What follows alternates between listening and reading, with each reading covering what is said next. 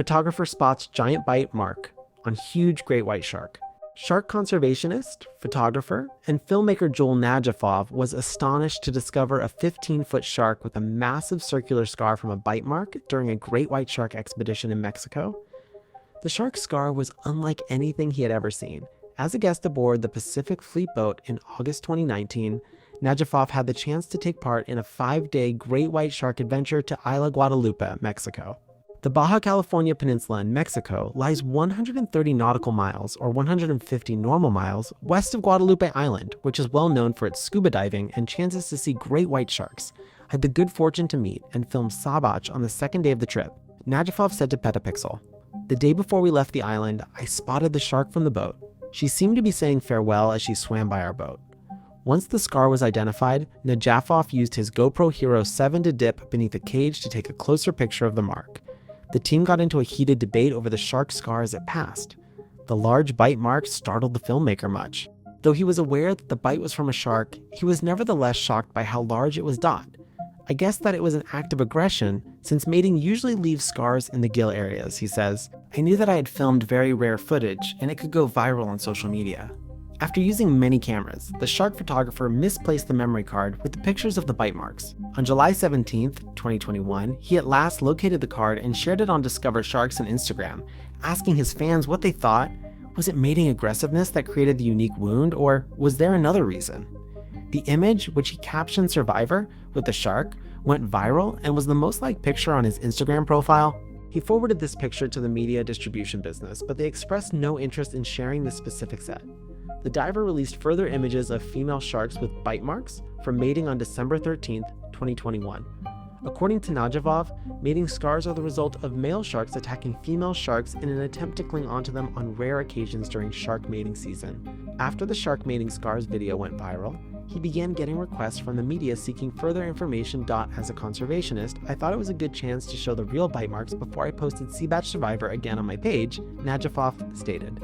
"I made the decision to seek the advice of my buddy, scientist Dr. Christian Guttridge, who presents Shark Week on Discovery Channel and is the director of the marine NGO Saving the Blue. His response was identical to mine. I uploaded the picture and it quickly became quite popular. Another buddy, Michael DeMeyer, president and executive director of the Marine Conservation Science Institute and presenter during Shark Week, thought it was an assault by another shark. Given that the scar on the shark's underbelly displays the round form of its jaw, the shark enthusiast thinks it to be a bite mark. The round form ruled out the possibility that it was captured by a boat's propeller or by rocks, although they regularly shift locations. Sharks are not inherently territorial. There is proof that great white sharks establish dominance hierarchies in the vicinity of feeding grounds, with the bigger sharks often obtaining the greatest locations for hunting. Given their hard lifestyle, sharks' displays of hostility are typical for the species. During mating season, they often battle for prey and to defend themselves against larger species. Najafov refutes the notion, which was put out in several social media comments, that the scar may have persisted from the shark's juvenile years due to their rapid wound healing. It is well known that sharks recover their wounds very rapidly. I have seen photos of injured sharks before and after injury from other photographers, he claims. Another theory from the comments is that the scar is from a killer whale bite mark, but the shape of the orca's jaws and teeth is different. I believe the shark's scar is approximately a year old and was caused by a bite from another great white shark.